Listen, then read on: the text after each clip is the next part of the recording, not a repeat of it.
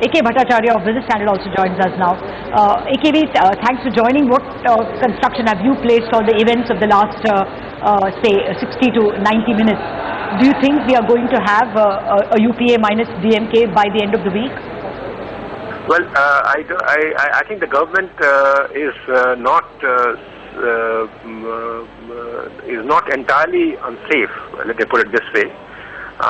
It has major hurdles to cross in the coming days because even though technically the government will have the support of at least BSP and the Samajwadi Party from outside to keep the government going, even if DMK pulls out, the key question would be in what way the government manages to get its resolution passed in Parliament.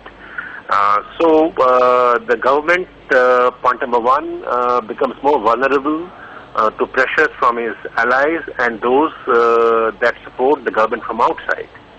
And two, the government's ability to execute some of the policy actions that it thought it would be able to do in the next few weeks become a question mark, become a question. So I think the key takeaway from what happened today is that the government's vulnerability to pressures from alliance partners goes up, and its ability to negotiate a kind of a deal with DMK and the other alliance partner become even more critical to a safe survival of the government. So I think, which is why the market is perhaps skittish and very nervous to whatever has happened today. Sonia? Yeah, but there's some news that's coming in, Lata. The Cabinet Committee on Security is at 4:20 p.m. later this evening, and it's likely to take up the Sri Lanka Tamil issue. So perhaps in 4-5 hours from now, we will get more clarity on whether the DMK might reconsider their decision in terms of a pullout, etc. Mr. Bhattacharya, thanks for joining us. You were talking about the policy actions that could get stalled. What in your mind would worry you the most in terms of which policy actions or which reforms could get hindered because of what's happening, whether it is in the form of the diesel price hike or whether the DTC bill, etc.? Well, fortunately, the diesel price and the DTC bill are not the worry points. I think the real worry points are the government's moves to liberalize the insurance sector and the pension sectors. And these are not part of the budget that was presented a month ago. And both the sectors, the reform bills are still pending. And if the government cannot get its act together in terms of enlisting the necessary support of these alliance partners, on the one hand, you haven't got the BJP to fully back you on these insurance and pension sector bills. So therefore, at least these are two areas where I feel that the government will be on a sticky turf. On diesel and DTC, I don't see much of a problem because both DTC, the direct taxes code, and the diesel thing, by and large, the government has managed and put in place a system, and DTC will take place from next year, and that's an extra issue. But the current issue is the government must move on issues such as the pension reform and the insurance sector reforms. They will be in trouble. Sure. So I just wanted to bounce off these statements that are coming in off you. There's some comments coming in from the Samajwadi Party where importantly they say that they will continue to support the government if the conditions are the same as they were earlier, and they also mentioned that the DMK has still not sent their letter to the president, so they haven't really withdrawn support. But more importantly, they say that the Samajwadi Party will continue to support the UPA government. How would you react to this? Because there was some threat, earlier of the Samajwadi Party as well, increasing their demands, etc. Even if the DMK does not support from the outside, do you think this government will still continue to survive? Well, as I said earlier, the government survival is not in question.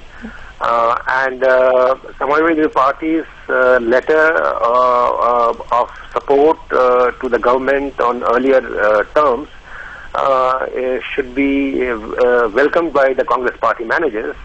and is also a clear indication that the Samajwadi Party is willing to talk, and the Congress should be ready, the UPA should be ready to talk and negotiate those terms that should ensure continued support of the Samajwadi Party, which will become very critical if indeed the DMK carries out its threat of pulling out if the parliamentary resolution is not passed.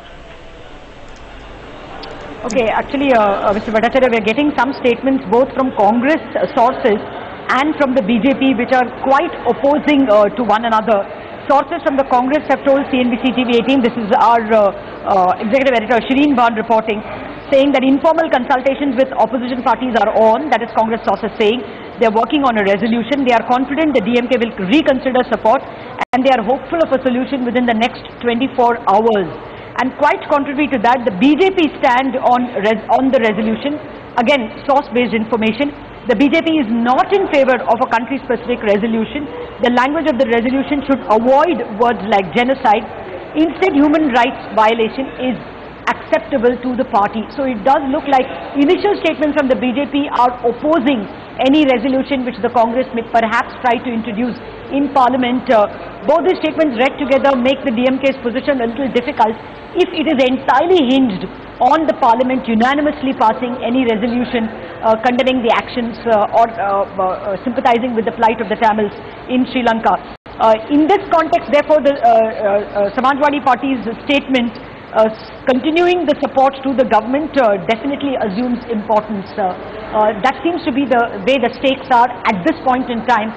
The DMK staying in looks like a little jittery at this point, going by the strident note struck by the BJP. Again, all source-based information, but the soothing salve, if you please, comes from the Samajwadi Party, which sticks to the letter it wrote to the President that it will support the government. Mr.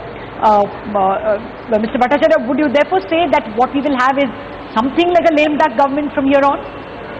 Well, you know, it is, as I said, the Samajwadi Party's letter would give the UPA tremendous comfort, and particularly because BJP would not let this opportunity to go to embarrass the government, and BJP is playing its role as an opposition party.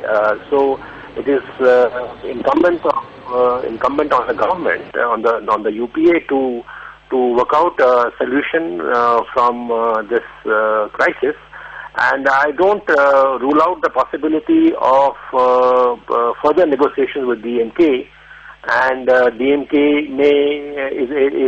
is trying to assert itself and trying to see where it stands vis-a-vis its alliance partners, the majority partner, which is the Congress. And my sense is that some resolution will take place, and with the Samajwadi Party's letter is actually strengthening the Congress's hands while it negotiates with DMK on the kind of resolution that needs to be drafted and approved, whether unanimously or not. Okay. Well, thank you, Mr. Bhattacharya, for joining.